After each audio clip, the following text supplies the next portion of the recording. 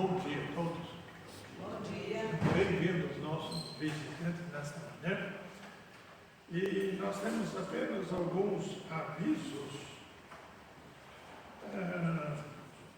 Em primeiro lugar, nós temos o prefeito Luciano, que tem mandato a vencer até o final do ano. E nós precisamos de indicação da igreja para o novo presbítero e também para que haja assembleia depois para ver se a igreja toda aprova ou não. Então, nos próximos domingos nós vamos trabalhar nisso para coletar indicações, tá? Para eventual substituição. Também precisamos avisar sobre o café colonial na igreja São Martim, que vai ser dia 2 de setembro. Então, aqueles que desejarem participar do café colonial, já foi divulgado no WhatsApp da igreja, todos já devem ter recebido, mas só para reforçar este aviso. Também precisamos avisar que domingo que vem é dia de visitação. Portanto, se alguém quiser conversar com os pastores e o presbítero visitante, também terá a liberdade para isso. Tá? Então, domingo que vem não é pastor que estará pregando, mas vai ser o pastor visitador. Também queremos dar umas boas-vindas especial para o pastor José Aldair e sua esposa, que são da igreja de Uberlândia, são conhecidos nossos pastores lá, e nós desejamos umas boas-vindas, especialmente para eles também, que vieram de longe, tá? E que se sintam muito bem no nosso meio. Nós queremos desejar um culto abençoado a todos. Deus te abençoe.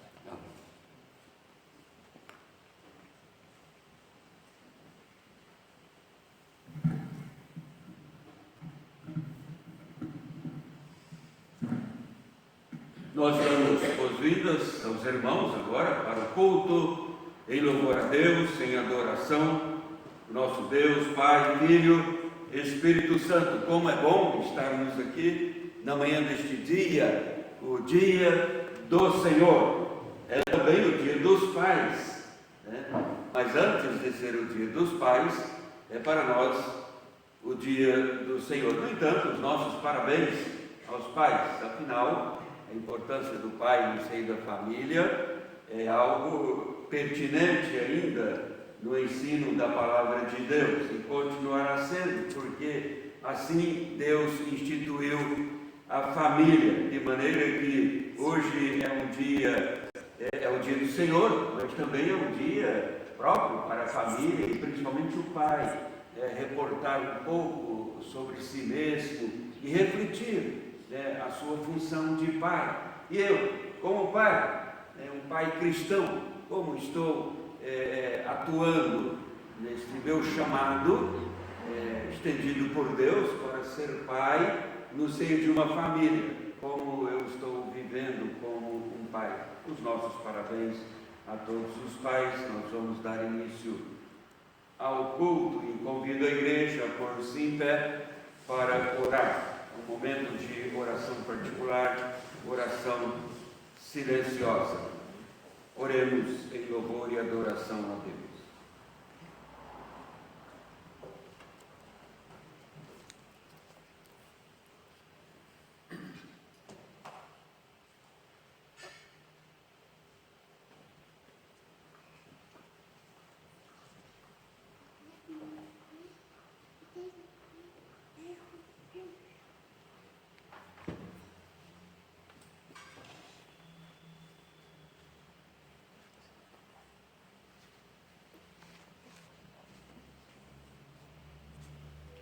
Perto está o Senhor de todos os que o invocam, de todos os que o invocam, em verdade. Irmãos, a graça seja com todos que amam sinceramente nosso Senhor e Salvador Jesus Cristo.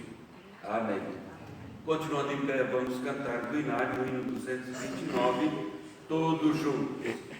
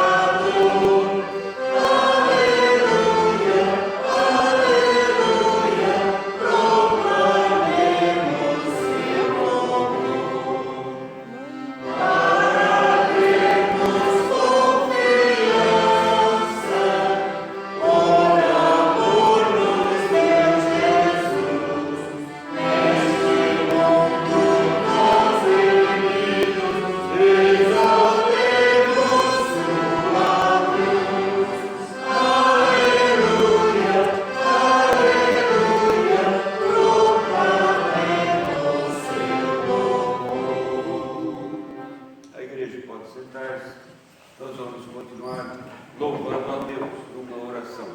Vamos orar. Pai poderoso, Deus Criador, Redentor, Deus Consolador, na Tua presença nos colocamos na manhã deste dia.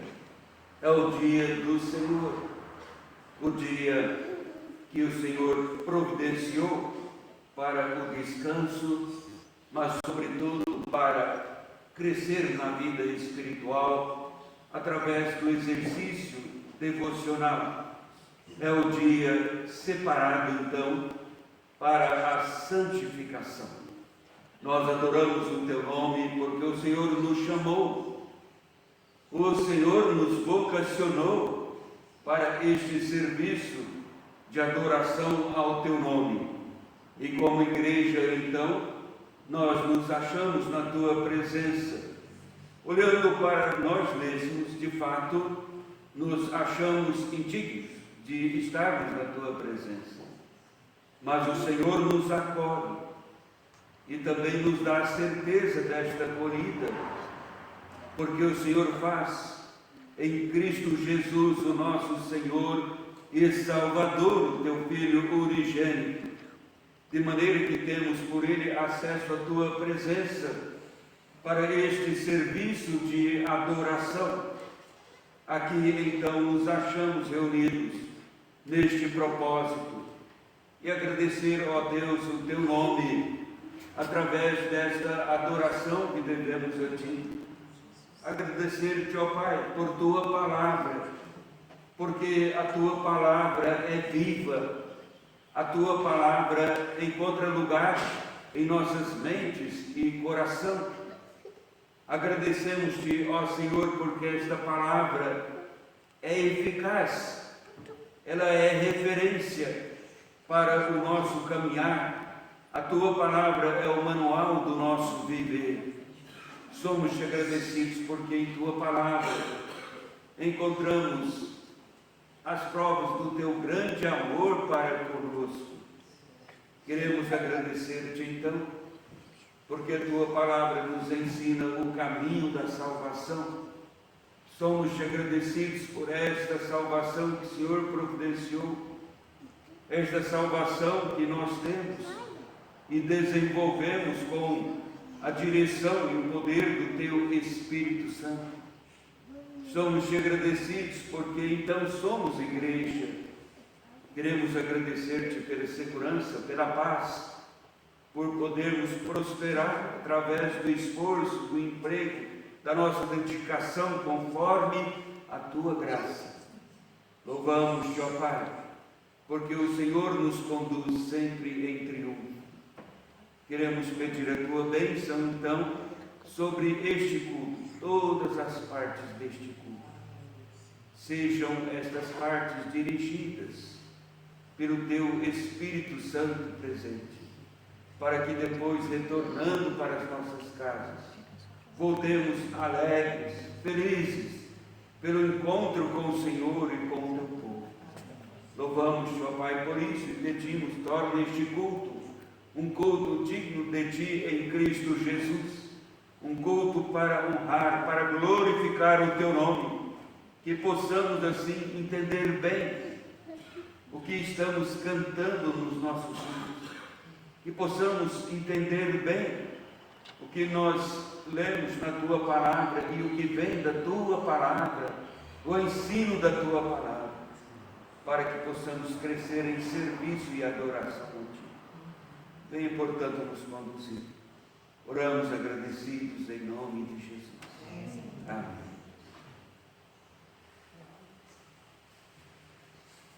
Nós vamos ler o credo apostólico numa leitura em uníssono. O credo apostólico está no final dos nossos cenários e também projetado aqui. E nós vamos fazer essa leitura todos juntos. Assim nós estaremos afirmando a nossa fé, confirmando que de fato é isso que cremos em Deus. E vamos assim nos preparando também para nesta convicção participar do sacramento da ceia do Senhor. Vamos ler juntos o credo apostólico.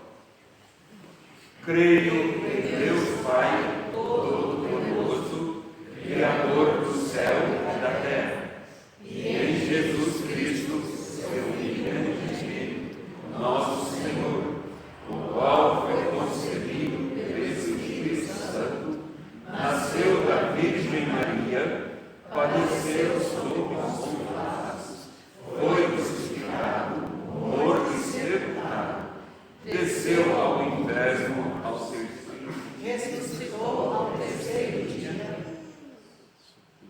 ressurgiu dos mortos, subiu ao céu e está sentado à direita de Deus Pai Todo-Poderoso, que haverá para julgar os vivos e os mortos. Creio no Espírito Santo, na Santa Igreja de Cristo, na comunhão dos santos, na remissão dos pecados, na ressurreição da carne e na vida eterna. Amém. Vamos cantar o hino 299, letra A. Meu pecado resgatado.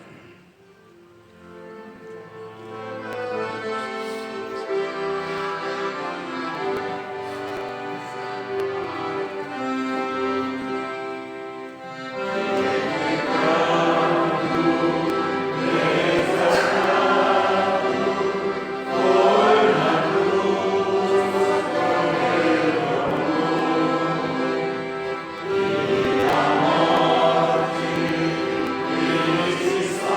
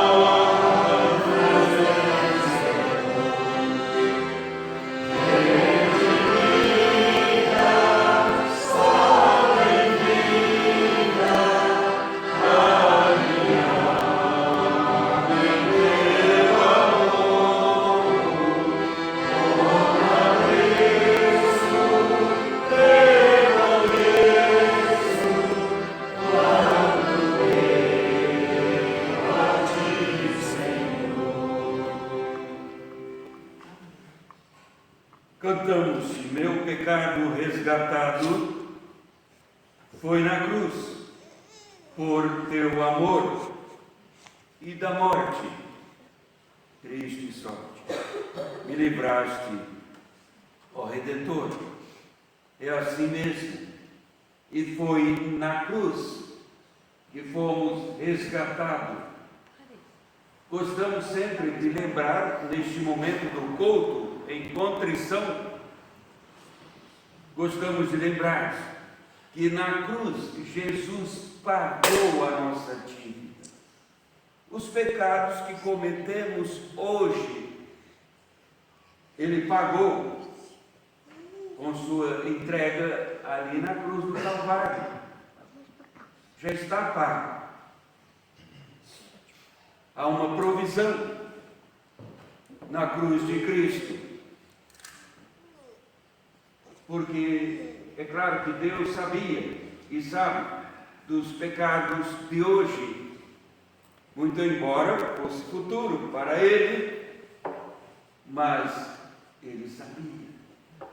A eternidade compreende o passado, o presente, mas também o futuro, é claro. De maneira que somos perdoados. O salmista não fala. Disse: confessarei o meu pecado e tu perdoaste. Joga no passado, não no salmo. Os meus pecados já tinham perdoado. Mas é preciso confessar e receber o perdão. Então é um momento de contrição. Vamos orar, confessar a Deus os pecados e mostrar um coração agradecido por este perdão. Oremos silenciosamente.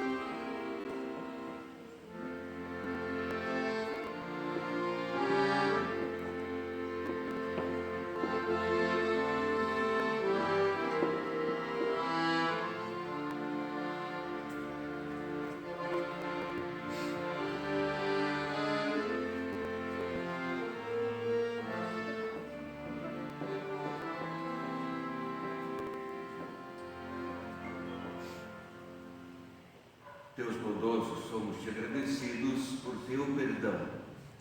E como igreja nos colocamos agora em confissão na tua presença, pedindo o perdão para os nossos pecados. Nós pecamos quando falamos, pecamos quando agimos, pecamos no nosso pensar, pecamos porque somos omissos também e pecamos por comissão. Queremos, ó Pai, confessar-te os pecados e pedir o teu perdão, mas também pedir a tua ajuda para que em tuas misericórdias possamos caminhar um andar digno de ti. Venha direcionar sempre o nosso viver, apontando para a tua glória, para que possamos viver os princípios do teu Evangelho, sendo luz neste mundo. Somos-te agradecidos em nome de Jesus. Amém. Vamos ler a palavra de Deus, para nela meditarmos em edificação espiritual, conforme o apóstolo Paulo escreveu na sua carta à igreja de Éfeso, Efésios capítulo 4, de 1 a 6. Efésios 4, de 1 a 6, com a participação dos irmãos, faremos esta leitura de forma responsiva, alternando os versículos, como está projetado aqui, para os irmãos seguirem numa mesma versão da Bíblia. Efésios 4, de 1 a 6. Rogo-vos, pois, eu, o prisioneiro no Senhor, que andeis de modo digno da vocação a que fostes chamados, com toda a humildade e mansidão, com longanimidade, suportando-vos uns aos outros em amor, esforçando-vos diligentemente por preservar a unidade do Espírito no vínculo da paz. há somente um corpo e um Espírito, como também fostes chamados numa só esperança da vossa vocação.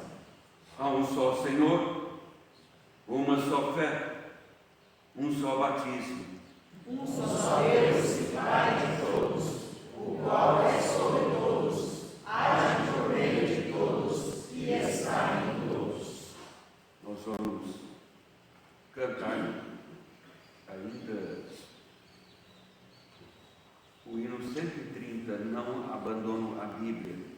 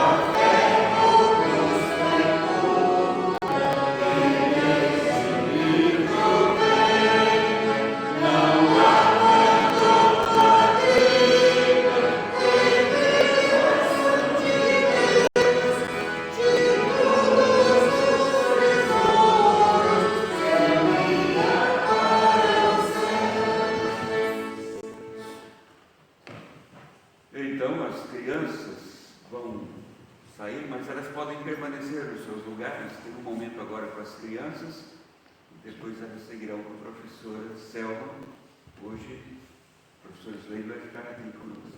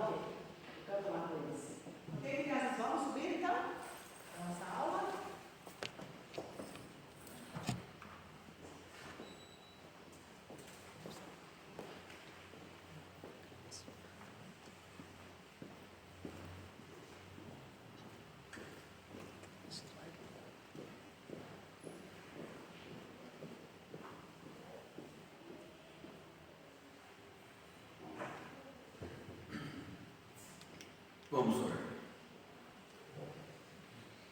Deus Todo-Poderoso, na certeza da Tua presença conosco, pedimos agora, estejas colocando em nossas mentes e corações a Tua palavra.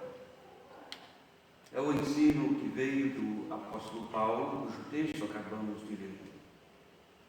Pedimos a Tua iluminação para que possamos entender a Tua vontade soberana,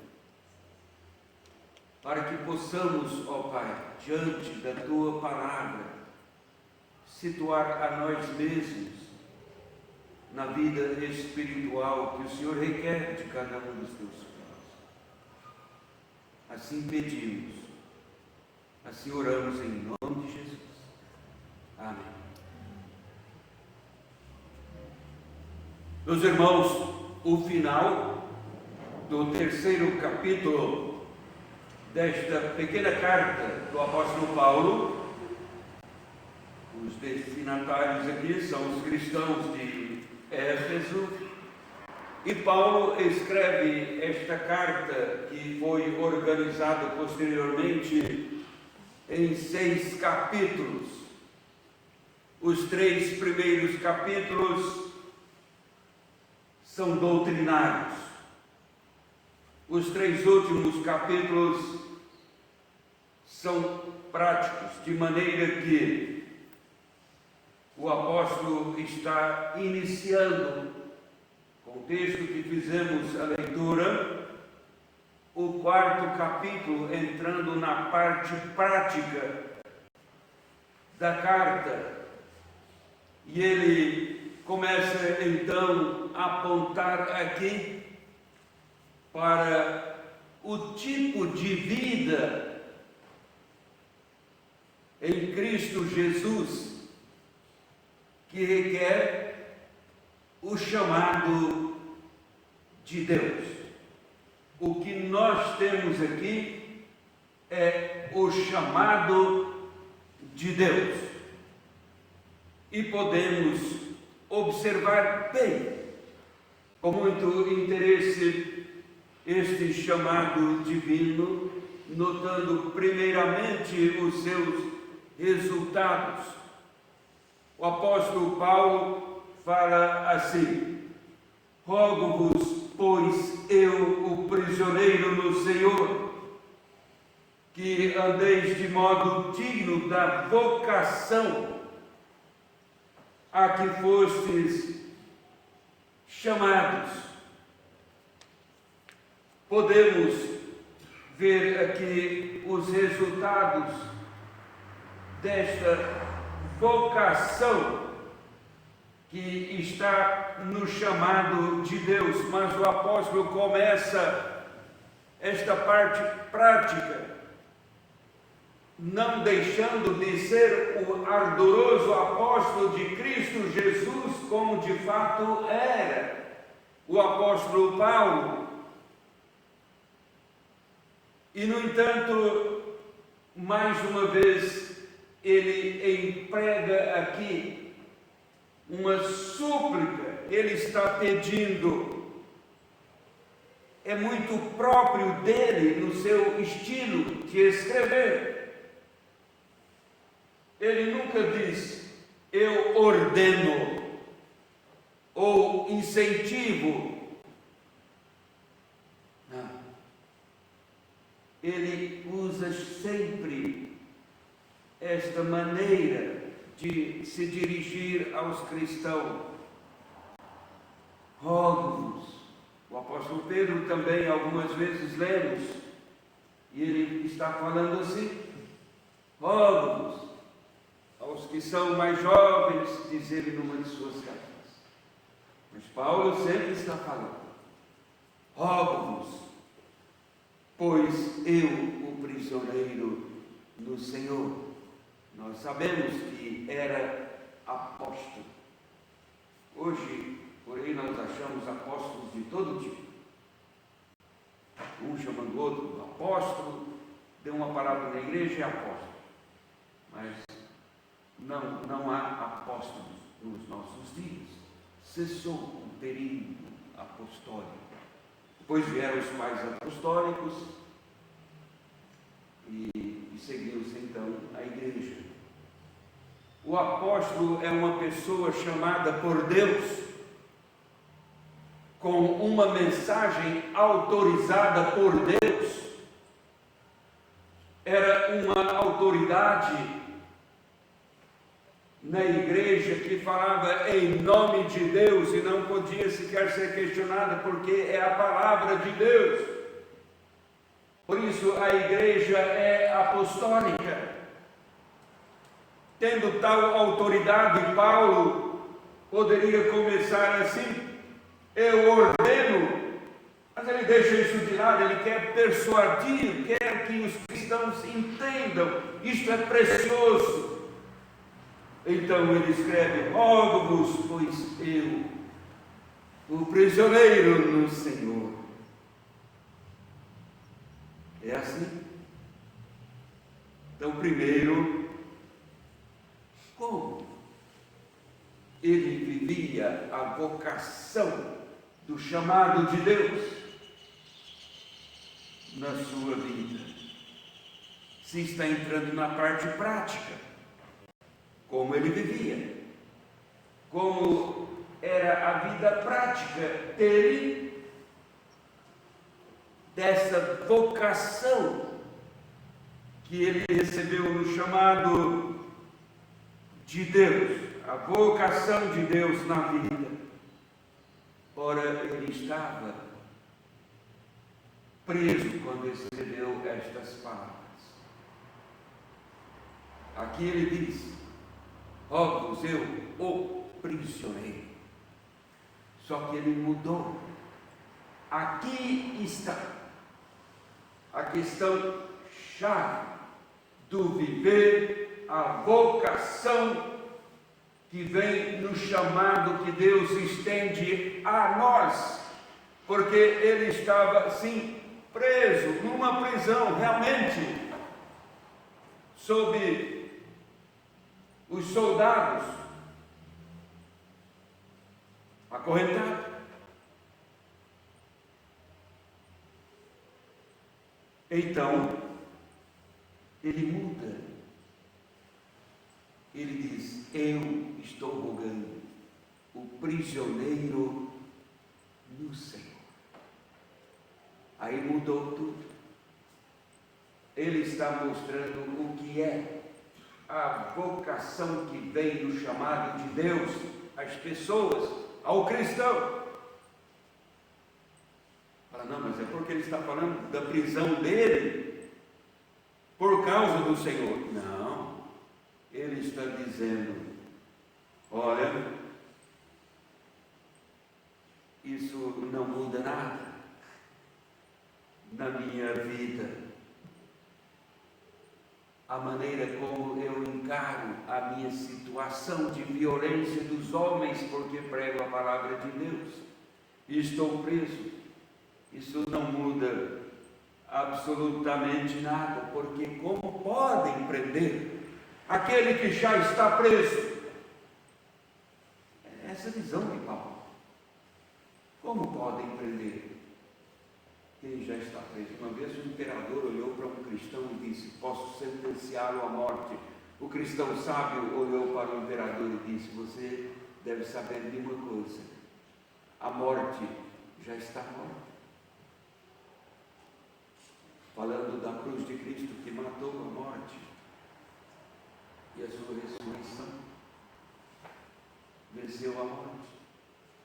E Paulo está aqui trazendo essa ideia: eu, o prisioneiro no Senhor, não se mata com a morte que já está morta, não se prende aquele que já é preso. É isto que Paulo está dizendo. De fato, isso muda a minha maneira de ver esta situação dolorosa, e vivo porque Cristo vive em mim.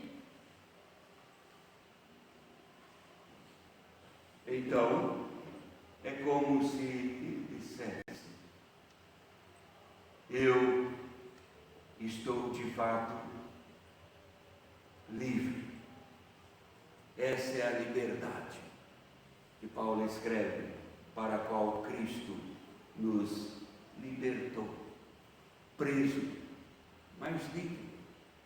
Porque a prisão podia limitar os seus movimentos físicos, claro que sim, mas não podia controlar a sua vida.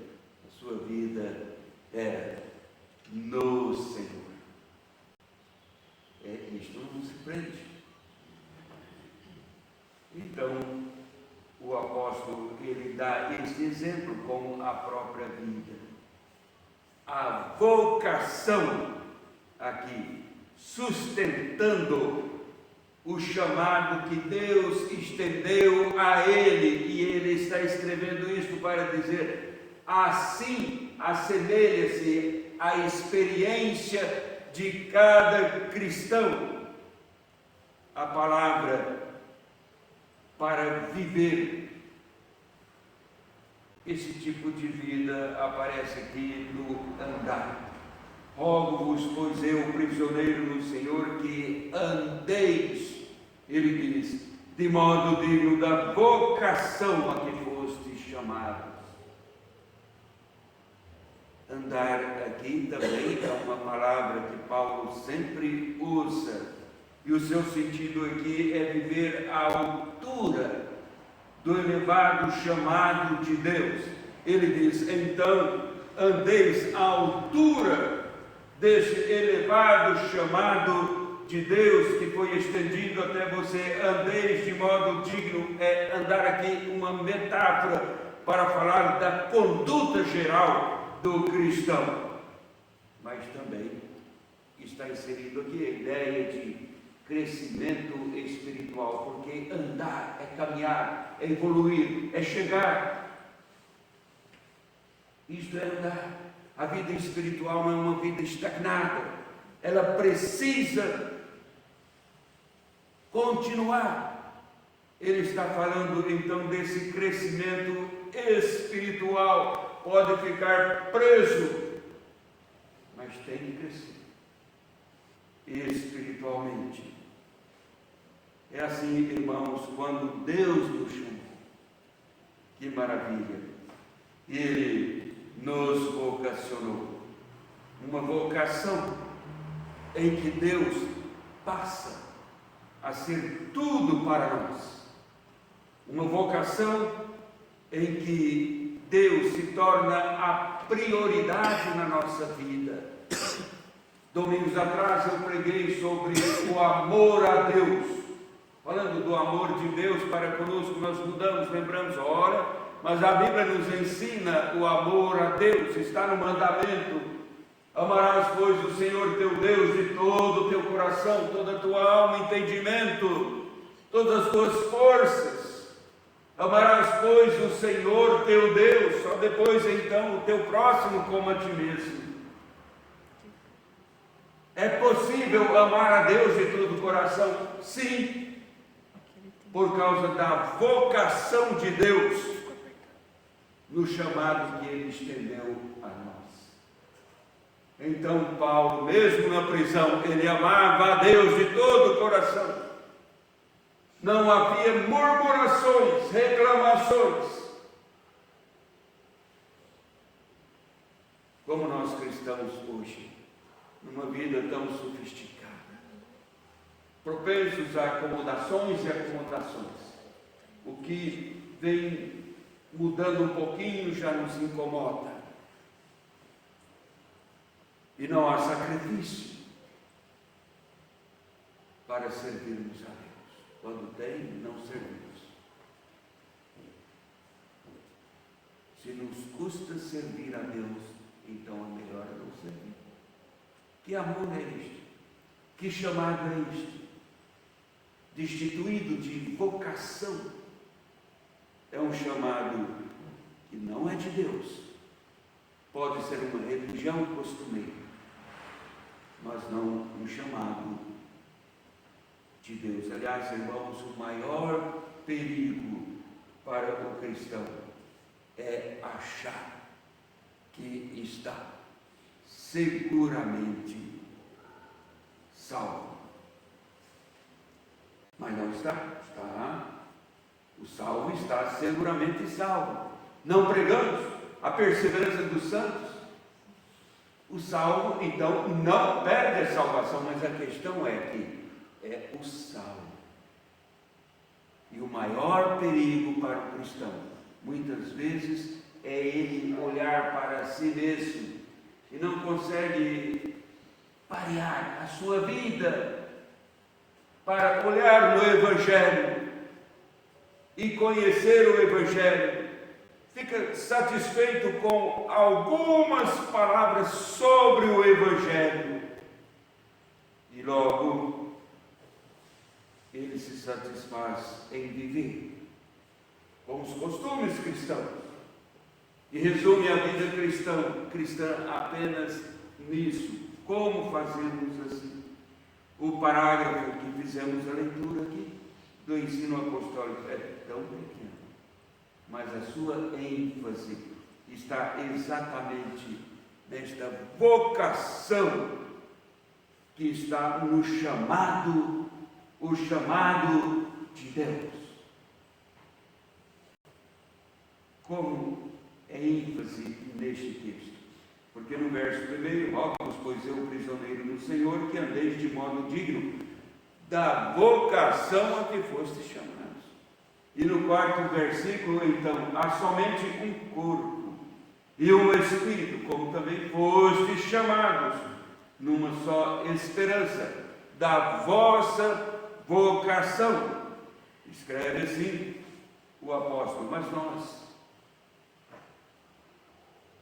não percebemos facilmente esta realidade, porque as pessoas olham para esse texto lendo, mas há somente um corpo, há somente um Espírito, há um só Senhor, uma só fé, um só batismo, um só Deus. Então é tudo bom. Toda religião está debaixo do mesmo guarda-chuva. Mas não é isso que Paulo está dizendo. Porque é claro que se a religião está pregando o Evangelho, vivendo o Evangelho, ela é de Cristo, ela é cristã. Então está aqui. Mas se não é, não adianta pegar esse texto para dizer, mas há somente um corpo. Paulo está dizendo, há somente um corpo, mas ele está falando aqui objetivamente da singularidade do Evangelho, o corpo do Senhor Jesus, sendo ele o cabeça. Neste sentido, este corpo é místico em seus dons, mas ele é único no Evangelho de Cristo Jesus. Há somente um corpo, a igreja. A igreja não que existe a partir de minhas próprias concepções, mas a igreja que é construída, edificada por Cristo, que a redimiu, que comprou, chamou e vocacionou os chamados. Aí ele diz, um só corpo, um só batismo, uma só fé, como a vocação da vossa esperança. Quando ele chama aqui então a vocação da vossa esperança, ele clareou o texto dizendo, é assim mesmo. Não quer dizer que todo mundo está salvo. A salvação universal dos povos não está sendo um só corpo, mas aqui um só, aquele que faz parte, que é dentro do corpo de Cristo, porque concorda com Cristo, foi chamado por Cristo Jesus. Então, irmão, erramos porque por vezes preferimos atender mais as pessoas ao nosso redor com estes pensamentos do que a Cristo A nossa tendência então se mostra uma tendência para o que tem sido chamado de graça. Graça barata. Isso nos faz pensar que este chamado, que tem esta vocação de Deus, é um chamado que acontece tão somente pela graça, a graça preciosa de Deus. Mas, como temos em nós mesmos a tendência de ajudar Deus a nos ensinar, nós às vezes deformamos a graça de Deus. Queremos adaptar a graça de Deus à luz da nossa própria vontade e intenções, irmãos. E então vem o estudioso da Bíblia e diz: isso é graça, graça barata, graça barata. Um escritor do passado, bem renomado, viveu tão poucos anos, Bonhoeffer, ele estudou em Berlim. Os nazistas mataram ele muito cedo, porque ele é aquele pregador e pregava contra o governo nazista. Ele falava: o governo não pode tomar o lugar de Cristo. Foi tido como um dos que participou ativamente da conspiração contra o nazismo. Montaram um tribunal falso e mataram ele. Mas, ainda na prisão, ficou 1 ano e 8 meses. Seus escritos permaneceram falando alto. Um dos seus livros, Discípulos, ficou bem conhecido no mundo teológico. E Bonhoeffer, ele fala sobre a graça barata neste livro.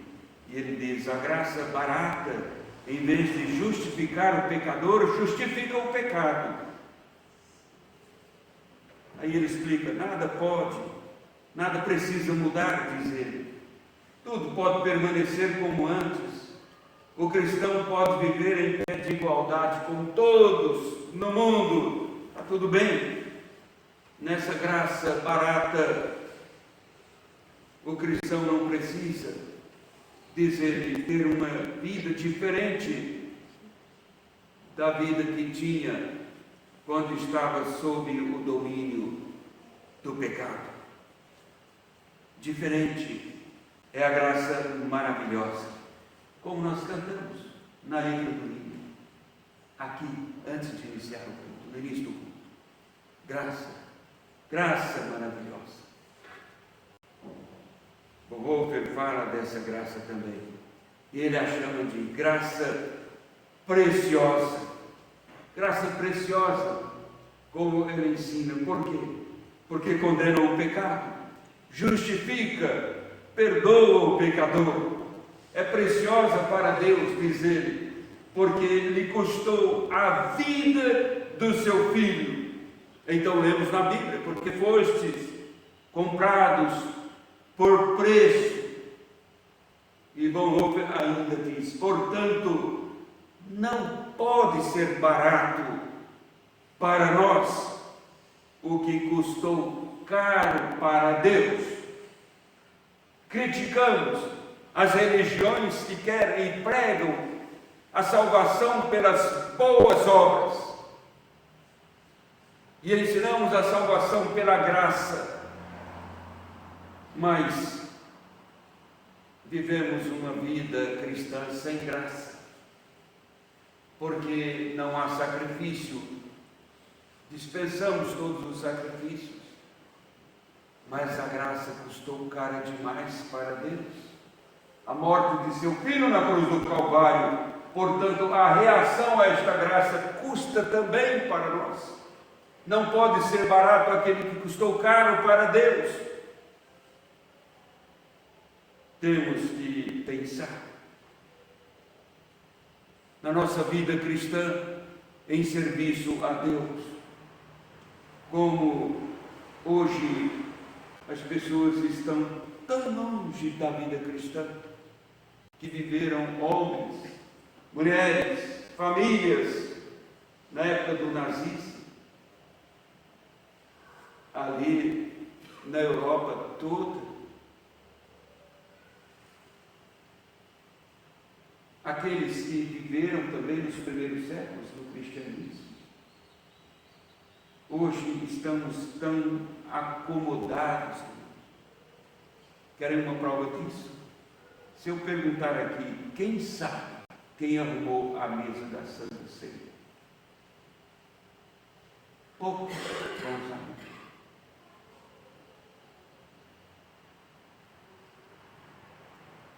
Quem sabe quem limpou a igreja? Para você chegar aqui e encontrar ninguém.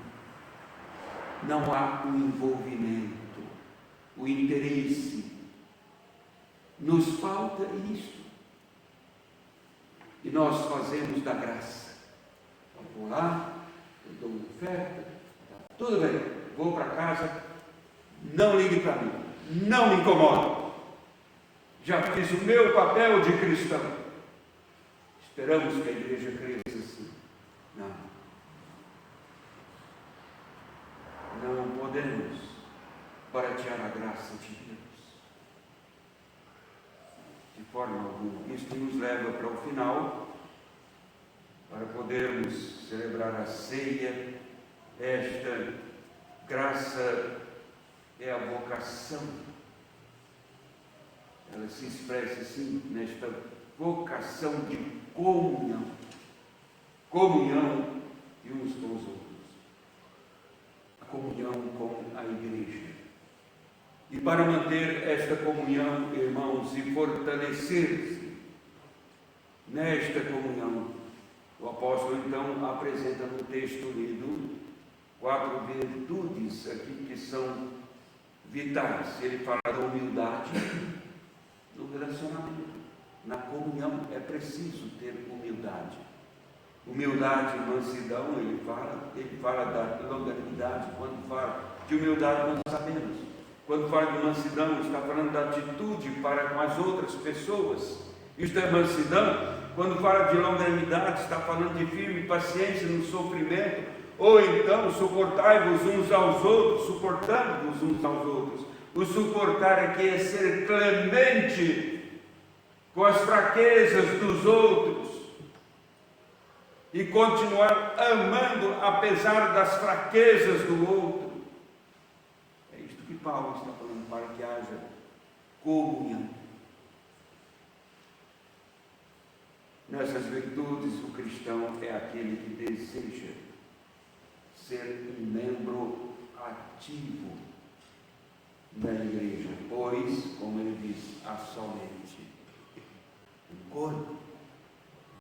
A igreja é nela que os membros se expressam como ativos. A mão trabalha, o pé trabalha, o corpo não vai ficar fora.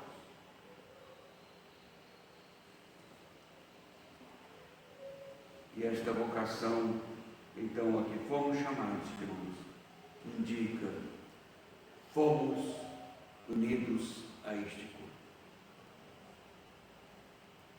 De modo que está certo, povos, andeis de modo digno da vocação a que fostes chamados, pois fostes enxertados, como Jesus mesmo fala, utilizando a figura da oliveira.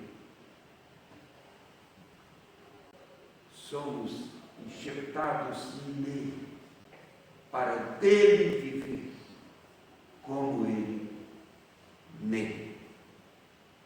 Que possamos, irmãos, honrar este chamado, vivendo a vocação neste chamado. Uma vocação que leva a uma vida cristã que se expressa no servir a Cristo Jesus com a qualidade de vida enxertada nele. Que Deus nos abençoe. vamos passar para a celebração da ceia do Senhor. E eu quero convidar a igreja que vai participar da ceia do Senhor ir à frente. Podem todos ocupar aqui os lugares junto à mesa.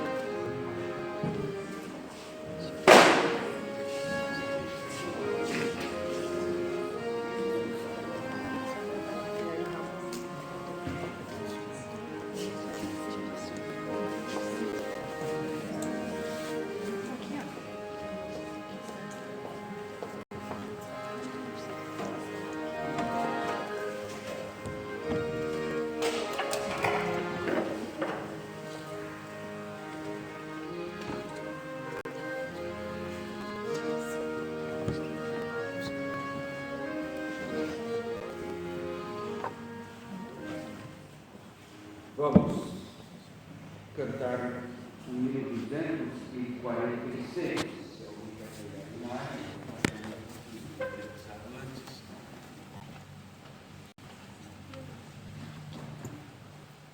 nós vamos cantar a primeira, a segunda, a terceira estrofes do hino 246.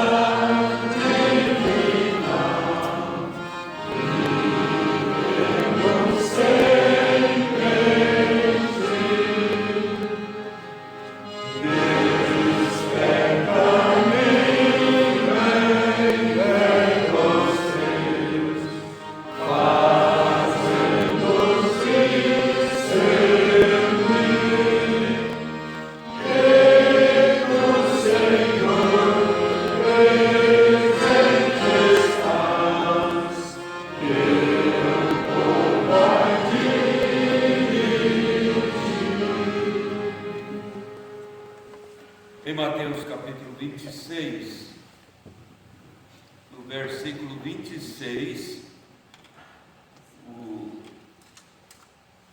discípulo de Jesus, registrando a instituição da ceia do Senhor, escreveu, e podemos, em suas palavras, recordar esta ocasião bendita. Enquanto comiam, isto é, a Páscoa, tomou Jesus um pão e, abençoando-o, o partiu e o deu aos seus discípulos, dizendo: tomai e comei, isto é o meu corpo. A seguir tomou um cálice e, tendo dado graças, o deu aos discípulos, dizendo: bebei dele todos, porque isto é o meu sangue, o sangue da nova aliança, derramado em favor de muitos para a remissão de pecados. E digo-vos que desta hora em diante não beberei deste fruto da videira, até aquele dia em que o hei de beber novo convosco no reino de meu Pai. E tendo cantado um hino, saíram para o monte das Oliveiras. Jesus instituiu este sacramento. E ele fez isto pensando no bem da sua igreja. A igreja que teria o seu início lá no Pentecostes. Mas ele fez pensando no bem dos cristãos, de maneira que aqueles que não se arrependem dos pecados, nós aconselhamos, não participem da ceia do Senhor. Os que não se arrependem dos pecados, aconselhamos, não participem. É preciso resolver isto primeiro, porque não é uma refeição, é uma ceia dentro da esfera espiritual, daquele que sonda os corações. Jesus chegou a falar no texto que lemos, é o sangue da nova aliança que Deus fez com o seu povo, aliança de salvação e não de condenação, porque Ele perdoa o penitente, o arrependido. É preciso mostrar arrependimento. Mas então, aqueles que demonstram o arrependimento e desejam vida santificada devem participar do sacramento. Se Jesus quer a nossa participação comendo do pão, símbolo do seu corpo ferido por nós na cruz do Calvário.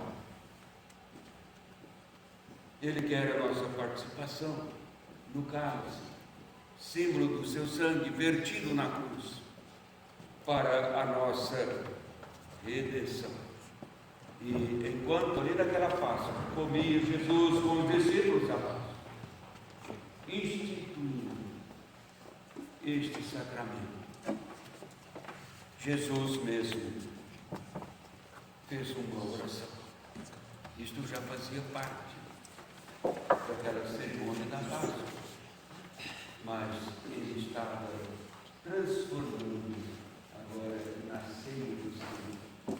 Orou, agradeceu a Deus e tornou-se assim um exemplo e ensino para os seus discípulos, portanto para a sua igreja. Façamos assim, vamos orar. Pai Celestial,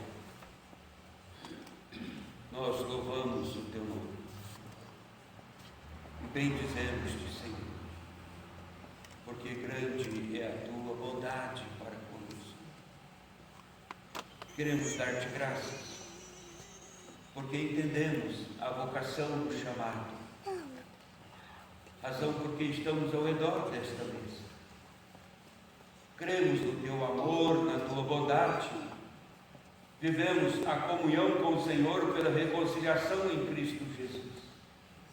E podemos, assim, arrepentir, comer do pão, beber do cálice, símbolo do corpo e do sangue do Senhor, que foi entregue numa cruz. Ó Deus bendito, edifica-nos espiritualmente neste sacramento da ceia, transportando o nosso pensar para o Calvário, como no culto memorial, lembrando dos teus feitos ali na cruz. E agora, esta nossa união com o Senhor. Pedimos, abençoe os elementos que serão usados agora, como símbolos do corpo e do sangue do Senhor para a nossa edificação. Assim nós oramos agradecidos, em nome de Jesus. Amém. Sempre lembramos que esta mesa não é uma mesa da igreja local, não é a mesa da igreja evangélica reformada e de nenhuma igreja reformada. Esta mesa, ela é a mesa Senhor Jesus. Portanto, todos são bem-vindos ao redor da mesa. Pessoas que estão em plena comunhão com a igreja e com Deus. Participam de outras igrejas, mas igrejas que confiam no sacrifício de Jesus como sendo único e suficiente. Assim é que Jesus quer a nossa participação. Quando estava ali, Jesus pegou o pão, partiu e distribuiu aos seus discípulos, dizendo: isto é o meu corpo, ferido, entregue por vós. O corpo estava ali, seria ainda levado à cruz, mas ele disse: representa então o meu corpo, que será ferido por vós. Tomai e comei, fazei isto em memória de mim. Façamos assim.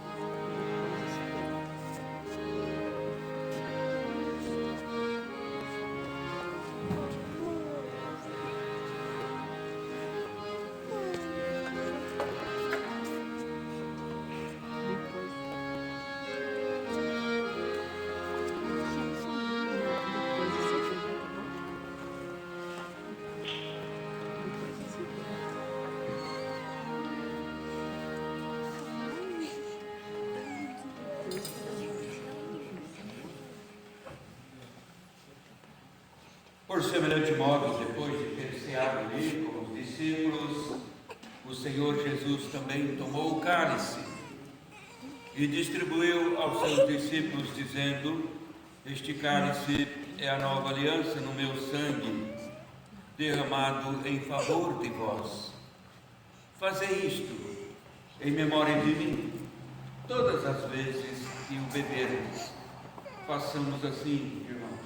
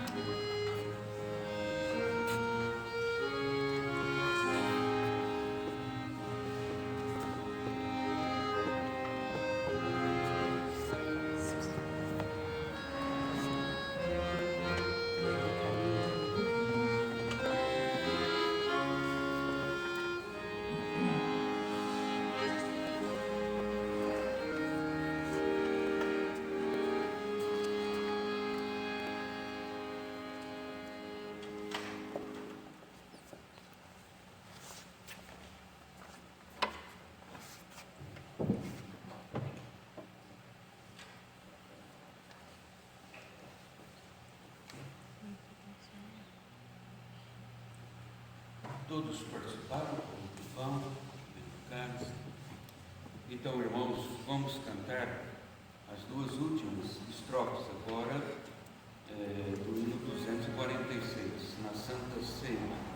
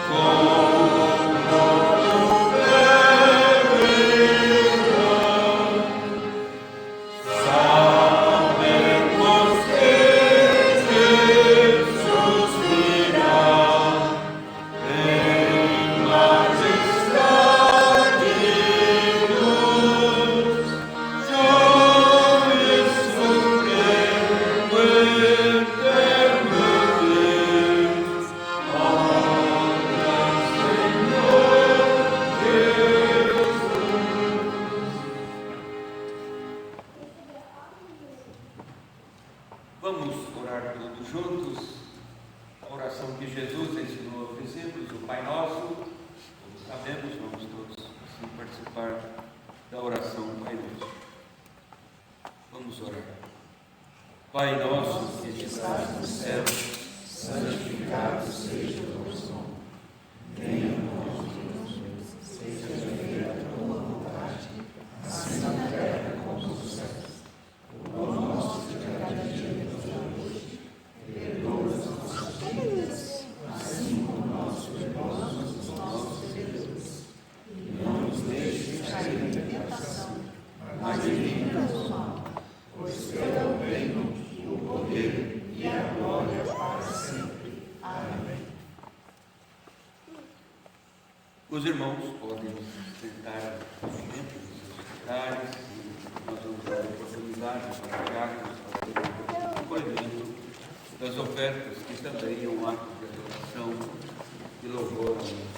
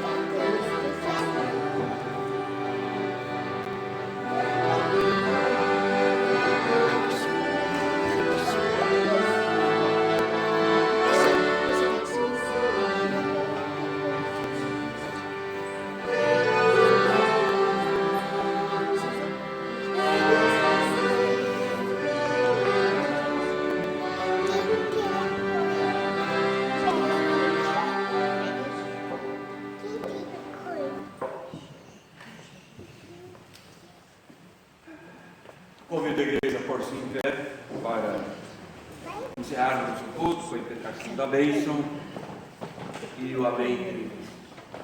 Vamos orar. Mais uma vez, Senhor, queremos agradecer-te e agora finalizando este culto dirigido a ti. Mas queremos agradecer porque aqui entoamos louvores ao teu nome. Ouvimos a tua palavra, participamos do sacramento da ceia. Agora leva-nos de volta aos nossos lares, conceda-nos um dia agradável de crescimento e fortalecimento na vida espiritual, dando-nos uma semana próspera em segurança no Senhor. Somos-te agradecidos em nome de Jesus. Agora, meus irmãos, que a graça do nosso Senhor e Salvador Jesus Cristo, o amor de Deus o Pai, a comunhão, as consolações do Espírito Santo repousam sobre vós, sobre todo o povo de Deus, hoje e para sempre. Amém.